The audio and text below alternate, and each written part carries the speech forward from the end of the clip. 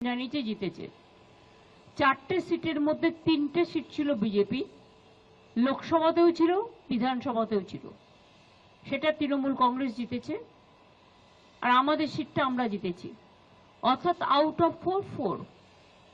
আমি এর জন্য সমস্ত মানুষকে আমাদের কৃতজ্ঞতা, প্রণাম, সালাম, দোয়া যাই বলুন, আশীর্বাদ, শুভকামনা, দণ্ডবত, জোহার সবকিছুই জানাচ্ছি।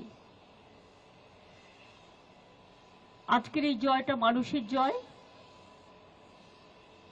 আবার নতুন করে আমাদের সামাজিক দায়বদ্ধতা মানুষের প্রতি, সমাজ সংস্কার, সমাজের জাগরণ এবং বাংলার অস্তিত্ব রক্ষায়, বাংলার মানুষের অস্তিত্ব রক্ষায়, বাংলায় যারা থাকে তাদের অস্তিত্ব রক্ষায়, শান্তি, সম্প্রীতি, সংহতি সবকিছুকে নিয়েই আগামী দিন আমরা কাজ করব। লোকসভা নির্বাচনের জয় এবং বিধানসভা নির্বাচনের জয় দুটোই আমরা ডেডিকেট করব 21শে জুলাই।